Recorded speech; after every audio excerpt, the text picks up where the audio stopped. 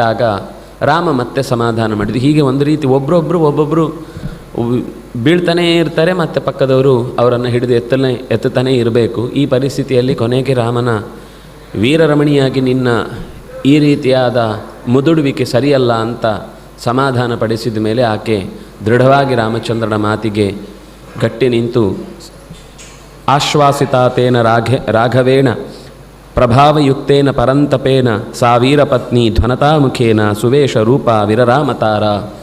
ಚೆನ್ನಾಗಿ ತನ್ನನ್ನು ಮಾನಸಿಕವಾಗಿ ಸಿದ್ಧಪಡಿಸಿಕೊಂಡಂತಹ ತಾರೆ ಮತ್ತೆ ತನ್ನ ಕಣ್ಣಿನಿಂದ ನೀರು ಹರಿಯಗೊಡಲಿಲ್ಲ.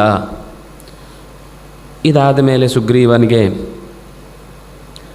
ರಾಮಚಂದ್ರ ಆದೇಶ ಮಾಡ್ತಾನೆ, ನಿಯತಿ ಕಾರಣಂ ಲೋಕೆ ನಿಯತಿ ಕರ್ಮ ಸಾಧನಂ ನಿಯತಿ ಸರ್ವಭೂತಾನಾಂ ನಿಯೋಗೇಶ್ವಿಹ ಕಾರಣಂ.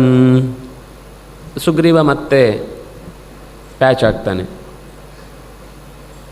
ಅವನ ಆಲೋಚನೆಗಳಲ್ಲಿ ಅಧಿಕಾರ ಬೇಡ, ತಾನು ಕಾಡಿಗೆ ಹೋಗ್ಬಿಡ್ತೇನೆ ಅಥವಾ ಪ್ರಾಣ ಬಿಡ್ತೇನೆ ಅಂತ ಕಾಡಲ್ಲೇ ಇರುವುದವರು, ಪ್ರಾಣ ಬಿಡ್ತೇನೆ ಅಂತ ಕೊಡ್ತಾನೆ.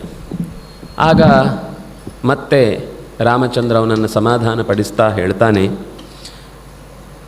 ಒಂದು ಲೋಕದಲ್ಲಿ ಒಂದು ನಿಯತಿ, ಹೀಗೆ ಆಗಬೇಕು ಅಂತನೋ ಒಂದು ವ್ಯವಸ್ಥೆ, ಇದು ಎಲ್ಲದಕ್ಕೂ ಕಾರಣ ಹೊರತು ನೀನು ನಾನು ಇನ್ನೊಬ್ಬರು ಮತ್ತೊಬ್ಬರು ಯಾರೂ ಕೂಡ ಇಲ್ಲಿ ಮುಖ್ಯ ಕಾರಣ ಅಲ್ಲ. ನಿಯತಿಯೇ ಲೋಕೆ ಸರ್ವಸ್ಯ ಕಾರಣಂ.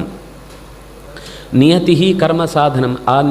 ಆ ನಿಯತಿಯಲ್ಲಿ ಇದ್ರೇ ಒಂದು ನಿಯಮವನ್ನು ಪಾಲಿಸುವ ವ್ಯವಸ್ಥೆ ಇದ್ದಾಗಲೇ ಕರ್ಮಗಳು ತನ್ನಿಂದ ತಾನೇ ಗೊತ್ತಾಗದೆ ಆಗ್ತಾ ಹೋಗುತ್ತೆ. ಈಗ ಒಂದೇ ಸರ್ತಿ 150 ಪೇಜ್ ಬರೀರಿ ಅಂದರೆ ತಲೆ ಕೆಟ್ಟೋಗ್ಬಿಡುತ್ತೆ. ದಿನಕ್ಕೆ 1 ಪೇಜ್ ಬರೀಬೇಕು ಅಂತ ಅದನ್ನು ಮಾತ್ರ ತಪ್ಪಿಸದೆ ದಿನವೂ ಅದನ್ನು ನಿಯಮ ಪ್ರಕಾರ ಪಾಲಿಸ್ತಾ ಬರೀತಾ ಹೋದರೆ 3 ತಿಂಗಳಾಗುವಾಗ ಆಮೇಲೆ ಗೊತ್ತಾಗುತ್ತೆ ಮುಕ್ಕಾಲು ವಾಸಿ ಮುಗಿದು ಹೋಗಿದೆ ಅಂತ. ಅದು ಖುಷಿಯಿಂದ ಮತ್ತೆ 1 ಪೇಜ್ ಹೋಗಿ 2 ಆಗಿ 2 ಪೂಜೆ ಮೂಜಾಗಿ ಈ 3 ತಿಂಗಳಿಗೆ ಮುಗಿದು ಹೋಗಿದ್ರೂ ಆಶ್ಚರ್ಯ ಇಲ್ಲ. ಅಂದರೆ ಒಂದು ನಿಯತಿ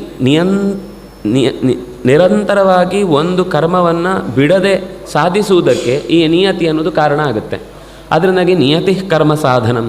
ನಿಯತಿಯೇ ನಮ್ಮ ಕರ್ಮಕ್ಕೆ, ನಮ್ಮ ಕೆಲಸಗಳನ್ನು ಮಾಡಲಿಕ್ಕೆ ಸಾಧಕ ಶಕ್ತಿಯಾಗಿ ನಿಲ್ಲುತ್ತೆ. ನಿಯತಿ ಸರ್ವಭೂತಾನಾಂ.